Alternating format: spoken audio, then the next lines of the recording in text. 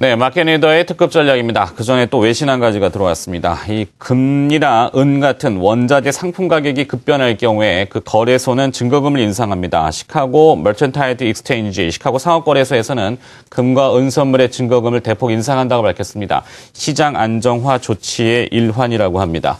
금과 은 가격 너무 급변하고 있기 때문에 다시 외신을 한번 전해드렸습니다. 시장 안정화 조치라고 하니까 좀 안정될 수 있다면은 코스피도 좀 안정을 찾겠죠. 낙폭은 좀 많이 줄인 것 같습니다. 마켓리더의 특급 전략 시장 중심을 다시 잡아가는 시간이고요. 현대증권 투자 컨설팅의 하용현 센터장 함께합니다. 안녕하십니까? 안녕하십니까?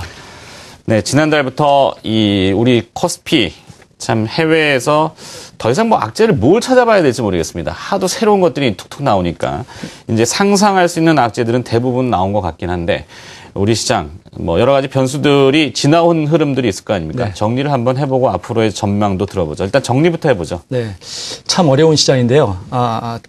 지난달에는 북한에서 이제 도발적인 언행이 이제 계속 이어지면서 투자 심리가 굉장히 급냉하는 그 모습이었고요. 지난주에는 또 그 실적에 대한 우려감이 투자 심리를 또 한 번 또 위축시켰습니다. 그리고 어제는 또 중국 그 G 위기라고 그런 표현도 하는데요. 그래서 중국 경제도 이렇게 생각만큼 이렇게 좋지는 않은 것 같습니다. 그래서 저희가 이제 지난달에 제가 와서 어느 정도 좀 시간을 두고 좀 진행이 되겠지만 좀 오르는 쪽으로 방향을 말씀을 드렸는데 그렇게 되기까지는 조금 더 시간이 필요하지 않을까 이런 생각합니다.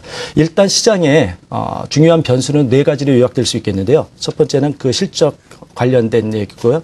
두 번째는 북핵, 그리고 엔화 환율, 그리고 G2 그 글로벌 그 중국과 미국의 얘기입니다. 그래서 이와 관련된 얘기를 잠깐 말씀드리도록 하겠습니다. 네. 첫 번째는 이제 북한 문제인데요. 사실 이전과 달리 좀 굉장히 시장에 지리하고 강하게 그 반영되는 모습을 보이고 있습니다. 사실 어떻게 보면은 최악의 시나리오를 가장 우려할 텐데 그 시나리오는 시장에 별 의미가 없다고 생각을 한다면은 지나치게 반응하는 그런 것도 좀 지양할 필요가 있을 것 같습니다. 다행히 최근 북한과 관련된 이슈는 영향력이 조금씩 줄어들고 있고 미국 캐리 그 국무장관이 특사 가능성도 언급한 것으로 보이는데 좀 시간이 흐르면서 좀 잠잠해지지 않을까 이런 생각을 합니다. 우리가 이제 우려하는 바는 당장 이제 실적과 관련된 얘기입니다. 지난주에 GS건설 실적 쇼크로 인해서 여타 종목들까지 좀 파급 효과가 좀 진행된 모습인데요. 자료 화면을 보면서 말씀드리겠습니다. 올해 그 1, 4분기 실적 컨센서스에 관련돼서 시장 전체의 매출액과 영업이익에 대한 흐름입니다. 보시는 것처럼 지난 1월부터 급격히 그 하향한 그 모습이었고 최근에 다시 조금 그 속도가 조금 그 기울기가 조금 더 가파래지는 모습이긴 한데 전반적으로 시장에는 어느 정도 그 반영이 됐다 이렇게 보는 것이 맞을 것 같습니다. 지금 방향이 최근에 다시 좀 가파라지기 때문에 조금 더 여파가 남아있긴 하지만 이미 충분히 반영했다 이런 관점에서 시장을 보는 것이 맞을 것 같습니다. 다음은 이제 엔화 관련된 환율 문제입니다. 95달러에서 잠시 머물렀던 그 엔화 그 환율이 다시 가파른 상승을 보였고 어제는 또 그 중국 문제 때문에 다시 좀 주춤한 모습을 보이고 있긴 하지만요. 자, 자료를 한번 같이 보시겠습니다. 보시는 것처럼 의미 있는 그 지수대가 한 95엔 정도 되는데 이것을 강하게 치고 올라와서 100엔을 위협하는 수준에서 어제 다시 96엔대까지 또 내려가는 그런 모습입니다. 4월 초에 그 BOJ 그 통화 정책 이후에 엔달러 환율이 2차 상승을 보이면서 100달러 돌파 시도가 이어지고 있긴 한데요. 특히 또 이제 구로다 일본 총재가 경기 부양책 지속 의지를 밝혀서 엔화 가치 추가 하락 가능성이 높아진 모습입니다.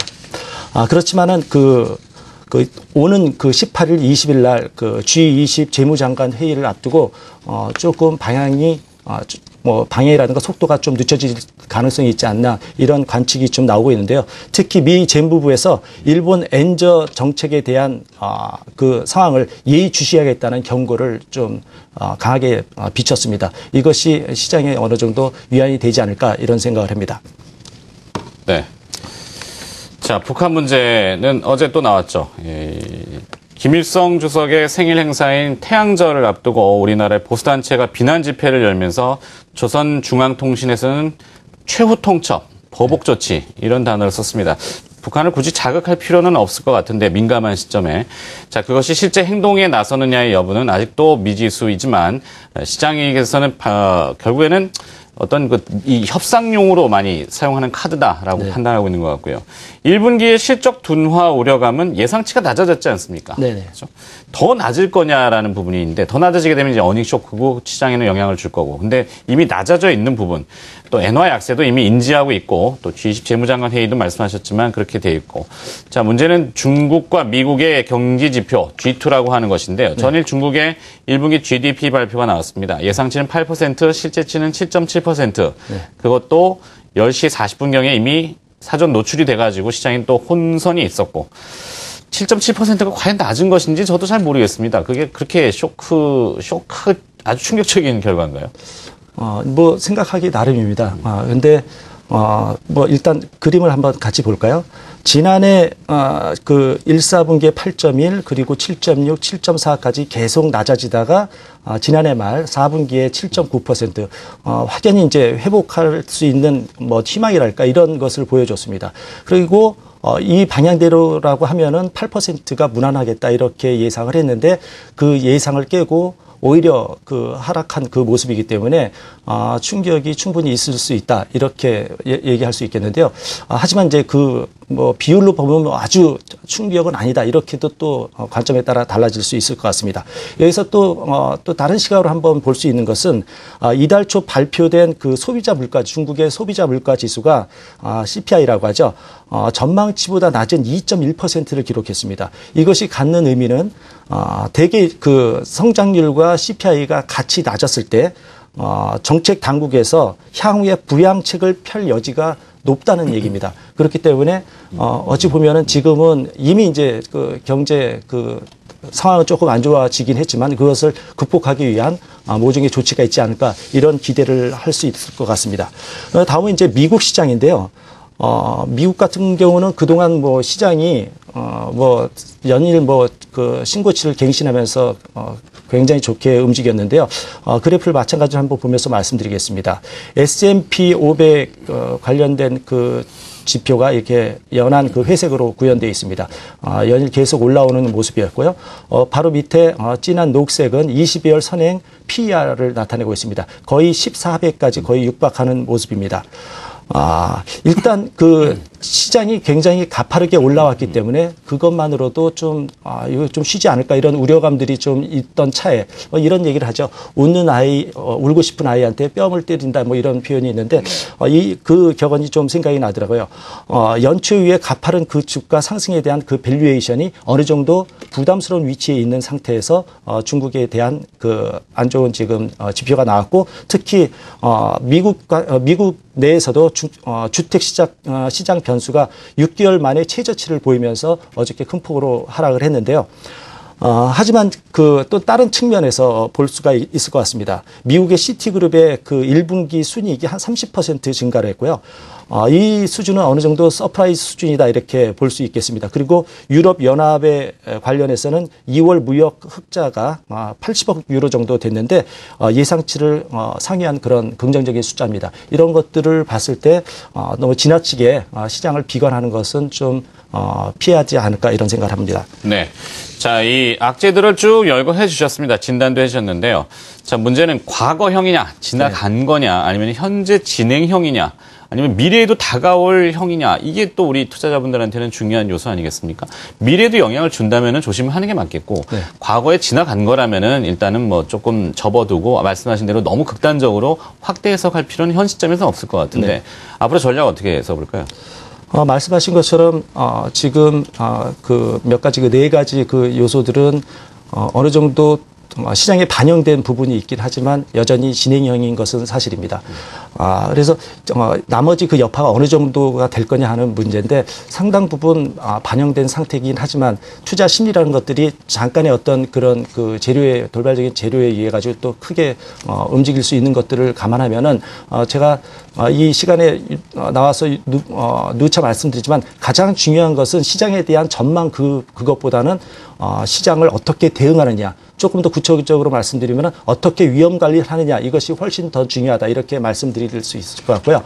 그럼 시장을 어떻게 접근을 하느냐 하는 문제인데 일단 어닝 시즌이 지금 본격적으로 들어왔기 때문에 상대적으로 그 이익 전망이 안정된 섹터에 대한 접근이 유리할 것 같습니다. 이와 관련해서 그림을 하나 마지막으로 갖고 왔는데요. 보시는 그림은 미국의 그 맥도날드 그리고 월트 디즈니, 화이자 이런 세 가지 그 차트입니다. 맥도날드 같은 경우는 그 필수 소비재의 대표 주자라고 할 수 있고 월트 디즈니 같은 경우는 엔터테인먼트 그리고 화이자는 헬스케어의 대표 주자라고 할 수 있겠는데요. 이와 관련된 우리 종목들을 보면은 오리온이라든가 메일유업, GS 홈쇼핑 그리고 그 엔터테인먼트에서는 CJCGV라든가 그리고 헬스케어는 뭐 한미약품, 유한양행, 메디톡스, 시전 이런 종목들이 있습니다. 이렇게 갖고 온 것은 미국의 이렇게 대표적인 이런 종목들과 여기에 열거된 그 종목들이 굉장히 유사하게 움직인다는 겁니다. 그간 우리 시장이 미국 시장과 디커플링 그런 논란이 굉장히 있었는데 일부 실적이 좋은 그런 부분들 이런 부분에 있어서는 같이 커플링이 되고 있다. 이런 것들을 생각했을 때 우리가 당분간은 시장이 안 좋기 때문에 좀 보수적으로 좀 관망하는 것이 필요하긴 하겠지만은 시장에 진입한다고 했을 때는 실적이 그래도 양호한 이쪽에 초점을 맞춰서 접근하는 게 유리할 것 같습니다. 잘 알겠습니다. 마켓 리더의 특급 전략 시장 중심을 다시 세워보는 시간을 가졌습니다. 현대증권 투자 컨설팅의 하용현 센터장이 수고했습니다. 고맙습니다.